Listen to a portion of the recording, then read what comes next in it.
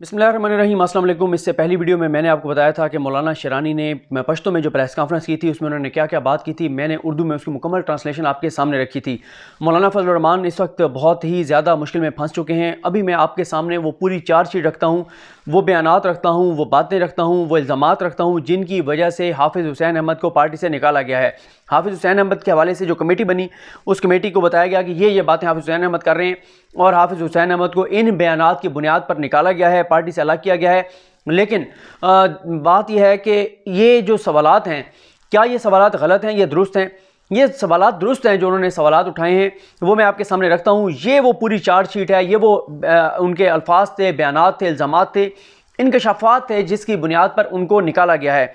वो ये कहते हैं सबसे ज़्यादा उन्होंने जो सवाल उठाया वो पार्टी की मौरूसियत के ऊपर उठाया कि मौलाना मुफ्ती महमूद थे, उनके बाद मौलाना फजल रहमान आ गए, अब आगे उन्होंने अपने बेटे असद महमूद और अपने बेटों को ले आए हैं। पार्लियामेंट के अंदर भी मौलाना फजल रहमान खुद इलेक्शन लड़े, अपने जो है वो भाई को सेनेटर बनवा दिया था, अरमान को। उनकी एक असिस्टेंट लॉ हैं, वो मखसूस नशिस्त पर MNA है, उनका बेटा MNA है, उनका एक भाई जो है वो मेरे ख्याल MP है, लुत्फ़ुर्रहमान जो है MP है मेरा ख्याल है, वो हैं। तो 5-6 लोग हैं एक ही फैमिली के अंदर। तो वो ये कहते हैं कि ये मजहबी जमात है, मजहबी जमात में जो कारकुनान की कुर्बानियाँ हैं, जिनकी पार्टी के लिए खिदमात हैं, वो क्यों नहीं? इस ख़ानदान में ऐसी क्या ख़ास बात है कि सब लोग ही मखसूस नशिस्तों पर भी, सेनेटर भी इसी जमात से बनने हैं? दूसरा वो कहते हैं, उन्होंने वैसे तनकीद भी किया है, उन्होंने कहा जब उनसे पूछा गया जमीयतुल इस्लाम फ़े से आपका तल्लुक़ है, तो उन्होंने कहा फ़े से मुराद फजल रहमान है या फ़वाइद है। मतलब उनको भी वो, अब ये बात कोई और नहीं कह रहा, उनके अपने करीबी लोग कह रहे हैं कि मौलाना फजल रहमान फ़वाइद के लिए, ज़ाती मफादात के लिए, दुनियावी मफादात के लिए सारा खेल खेल रहे हैं। फिर उन्होंने ये वो बयानात हैं जिसकी वजह से ये पूरी चार्जशीट है उनके ऊपर, कि उन्होंने ये बयान दिया कि नवाज शरीफ के क्वेटा जलसे में फ़ौज के अंदर बगावत कराने के बयान की मजम्मत करता हूँ। यानी इस बात पर भी जमीयतुल इस्लाम को एतराज़ है, फजल रहमान जमात को, उनकी जमात को एतराज़ है कि उन्होंने नवाज शरीफ की मजम्मत क्यों किया। क्योंकि आपको पता है इस वक्त तो नवाज शरीफ और जो मौलाना फजल रहमान है वो एक हैं, दोनों भाई हैं, दोस्त हैं, मफाद एक है, दर्द एक है, दुख एक है, तकलीफ़ एक है, मंजिल एक है। तो वो कहते हैं कि आपने नवाज शरीफ की मजम्मत किया है, नवाज शरीफ की मजम्मत करना मौलाना फजल रहमान की मजम्मत करने के मुतरादिफ है। उन्होंने ये भी कहा था कि ना मेरी ज़बान फिसली और ना दौलत की चमक से पाँव फिसले, हालांकि कौन, कहाँ और कितने में फिसला सब जानते हैं। ये वो इशारा है उनका कि मौलाना फजल रहमान किस तरह से, कहाँ से, किस तरह से फिसल जाते हैं, क्यों फिसल जाते हैं। तो ये एक उनका इशारा था। वो कहते हैं कि नवाज शरीफ जनरल जिलानी की पैदावार है। नवाज शरीफ का कहना है कि वो बदल गए हैं, मैं नहीं मानता, नवाज शरीफ नहीं बदले हैं।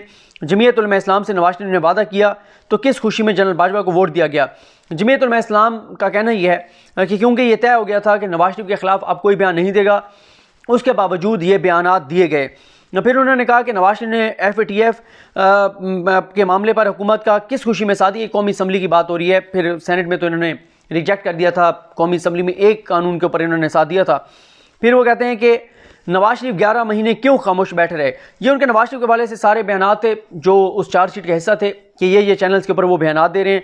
वो कहते हैं कि मेरा इख्तिलाफ जमीयतुल इस्लाम से नहीं, उस बयानिए से है जो नवाज शरीफ ने PDM के क्वेटा जलसे में इदारों के खिलाफ बात करके दिया कि फ़ौज जनरल बाजवा और जनरल फैज़ के खिलाफ बगावत करे, DGI और आर्मी चीफ के खिलाफ। फिर वो कहते हैं कि मौलाना फजल रहमान असम्बली को जाली कहते थे।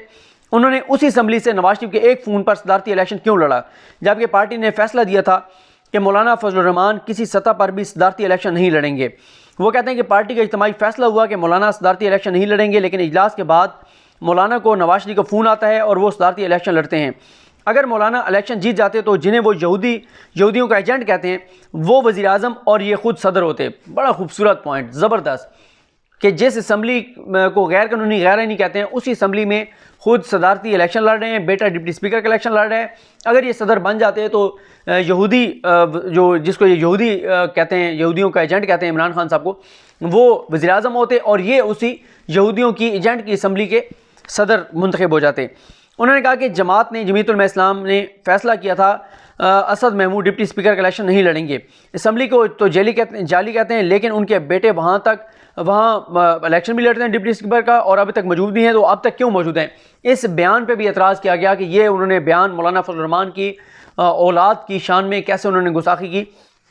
ये चाहते हैं कि JUIF में भी सब लोग उसी तरह से दावेदार बन जाएँ, जैसे जो शायद नवासी साहब थे, उन्होंने कहा था कि मैं मरियम के नीचे भी काम करूँगा और मरीम के आगे बच्चे अगर नून लीग संभालेंगे तो मैं उनके नीचे काम करने को तैयार हूँ, आगे मेरी जो औलाद है वो मरीम के बच्चों के नीचे काम करने को तैयार है, तो हम इस ख़ानदान की हमेशा के लिए जो है वो इसके अंडर काम करेंगे, तो हमें कोई मसला नहीं है। जब चौधरी निसार ने ये कहा था कि मैं मरीम की ग़ुलामी इख्तियार नहीं कर सकता, मैं मरीम को लीडर नहीं मान सकता, उसके बाद वो ये कहते हैं कि मौलाना फजल रहमान आज़ादी मार्च के दौरान चौधरी शुजात के साथ चंद लोगों से मिले थे, वो सिर्फ इतना ही बता दें कि वो लोग कौन थे जिनसे वो मिले थे। बहुत बड़ा सवाल कि मौलाना फजल रहमान आज़ादी मार्च के दौरान किसको मिले थे, जिनके खिलाफ आजकल वो बातें करते हैं, उन्हीं से वो मिले थे और उनके नुमाइंदों से मिले थे और उन्होंने हिकमत के तहत इनको वापस भेजा था और इनको जो लॉलीपॉप देकर भेजा था वो लॉलीपॉप ही निकला था, कोई उस पर अमल दरामद नहीं हुआ था।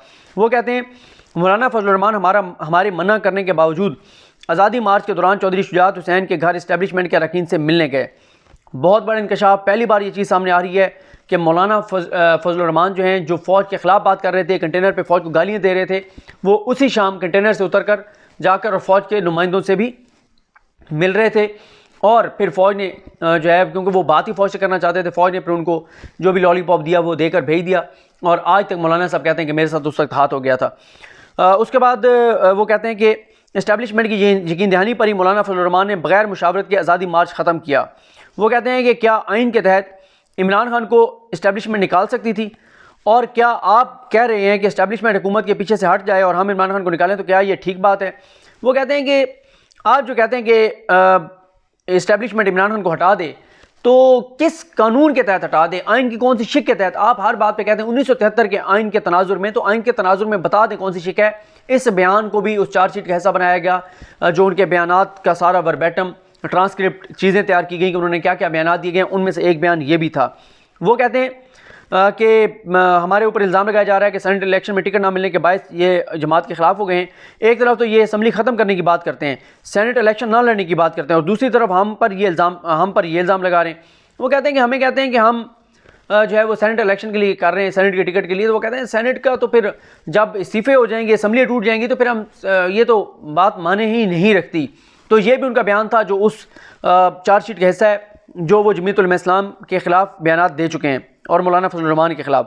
जमीयत उलमा इस्लाम के ख़िलाफ़ नहीं कह सकते आप, फजल रहमान की जमात के ख़िलाफ़ आप कह सकते हैं। वो कहते हैं अगर इलेक्शन और असम्बली गलत है तो जमीयत उलमा इस्लाम किस तरह सेनेट इलेक्शन में हिस्सा ले लेगी? कि अगर आप कहते हैं असम्बली जाली है, असम्बली गलत है, तो फिर आप इसी असम्बली से वोट लेकर कैसे सेनेटर बनेंगे और सेनेट का इलेक्शन लड़ेंगे? वो कहते हैं लोगों को इस तरह के बयानिए से धोखा दिया जा रहा है, लिहाजा इसकी हमायत नहीं कर सकते। वो कहते हैं कि आज़ादी मार्च में जमीयत के गरीब वर्कर को बुलाकर उनके साथ मुसलसल झूठ बोला गया, एक तरफ इस्तीफ़े और दूसरी तरफ कहते हैं कि सेनेट इलेक्शन लड़ेंगे। तो अब वो इनकी कंट्राडिक्शंस को, इनके झूठ, इनके फ्रॉड, उसको एक्सपोज कर रहे हैं और उनके इस बयान को भी उस चार्जशीट का हिस्सा बनाया गया कि ये चैनल्स पे जाके ये बयान दे रहे हैं। वो कहते हैं नवाज शरीफ बीमारी का बहाना बनाकर आलमी ताकतों के ज़रिए बाहर क्यों गए? नवाज शरीफ बदल चुके थे तो मोहम्मद ज़ुबैर, मरियम और नवाज शरीफ के तर्जमान की हैसियत से आर्मी चीफ से मिलने क्यों गए? ख्वाजा आसिफ फ़ोन करके क्यों कहते कि मैं इलेक्शन हार रहा हूँ? वो कहते हैं कि वाकई अगर किसी में जुर्रत है तो लंदन में छुप कर ना बैठे, मैदान में आए, हम साथ हैं। नवाज शरीफ वापस आ जाए, हम साथ हैं। वो कहते हैं कि हमें बुलाकर एक बार नहीं 3 बार धोखा किया गया। मौलाना फजल रहमान ऐसे लोगों को क्यों नहीं रोकते? जमहूरियत किसी की मिरास या जागीर नहीं है। वो कहते हैं कि मौलाना और पीडीएम वाले कहते हैं कि मुल्क में इलेक्शन शफाफ होने चाहिए। हम भी कहते हैं कि जमीयत उलमा इस्लाम फे के अंदर भी इलेक्शन शफाफ होने चाहिए और पार्टी के अंदर मौरूसियत नहीं होनी चाहिए।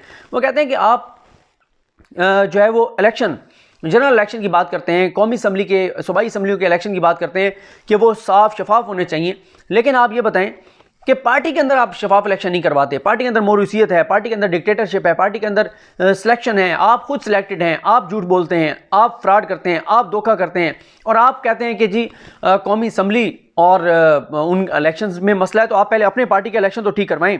वो कहते हैं कि पीडीएम के इस्तीफ़ों का फैसला पीपल्स पार्टी वीटो कर देगी, उसके बाद इनको सेनेट इलेक्शन में जाना होगा। ये बात तो आप ज़बान ज़ियाम है और ये बात फैक्ट है, पीपल्स पार्टी इनको इस्तीफ़ा नहीं देने देगी। फिर वो कहते हैं कि मौलाना फजल रहमान, मौलाना अब्दुल गफूर हैदरी और अकरम दुरानी आर्मी चीफ से मुलाकात करने गए थे। मौलाना फजल रहमान कह रहे हैं कि एस्टेब्लिशमेंट ने हमें मार्च में हुकूमत ख़त्म करने का वादा किया था। अगर मौलाना बार बार ये बयान दे रहे हैं तो ISPR को इस हवाले से अपना मौक़िफ़ देना चाहिए। जो हर बात पर ट्वीट करते हैं उनकी ज़िम्मेदारी है कि इस इल्ज़ाम की तरदीद करें। वो कहते हैं कि नवाज शरीफ और अल्ताफ़ हुसैन जो फ़ौज को गालियाँ दे रहे हैं, दोनों को फ़ौज लेकर आई, दोनों को फ़ौज ने बनाया। फिर वो उन्होंने उनके जो और बयानात थे, उन्होंने कहा कि 2018 में अब्दुल गफूर हैदरी ब्रिगेडियर खालिद से मिले और उनसे कहा कि मुझे वज़ीर आला बना दें। मौलाना फजलुर रहमान ने हमें आज़ादी मार्च में भी बहुत आगे भेजा, मगर उसके बाद वादे के बावजूद ना शहबाज शरीफ आए ना मुस्लिम लीग नून आई। उसके बाद एक और उनका बयान जो इसकी वजह बना, जो उनको निकाला गया है, वो कहते हैं कि मैं मौलाना फजलुर रहमान साहब से पहले जमीयत में हूँ, हमने कोई फे शीन या किसी और ग्रुप के हवाले से कभी बात नहीं की, जमीयत ही हमारी जमात है। दीगर जमातों में बिलावल, आसफ़ा और मरियम सामने आती हैं, जबकि जमीयत में मौलाना फजलुर रहमान के बाद उनके भाई और बेटे सामने आ रहे हैं, जो कि जमीयत के दस्तूर के ख़िलाफ़ है। अपनी पार्टी में भी जमहूरियत के तहत फ़ैसले किए जाएँ। तो ये जनाब आपके सामने हैं वो बयानात जो चार्जशीट हैं जो कि वजह बने उनको निकालने की। अब आप ख़ुद देख लें कि कितनी ख़तरनाक बातें वो कर रहे हैं और मौलाना कितनी बुरी तरह फंस गए हैं। मौलाना के लिए मौलाना को समझ नहीं आ रही जाएँ तो जाएँ कहाँ, और लगता ही है कि मौलाना की मुश्किलात बढ़ती चली जाएंगी। बाकी जो इसमें डेवलपमेंट्स होंगी उन पर बात करेंगे, क्योंकि इस वक्त सबसे बड़ा जो इशू है वो यही है। और दूसरा वो है जो अजमल कादरी ने बयान दिए कि नवाज शरीफ ने जो वफद भेजा था इसराइल के साथ तल्लुकात ठीक करने के लिए, बाकी इस्तीफ़े ना होने जा रहे हैं ना कुछ और। ये 12 इंपॉर्टेंट चीज़ें हैं। मुझे अपनी दुआ में याद रखें। लखनी हम सब कामी नासरो। अल्लाह हाफ़िज़।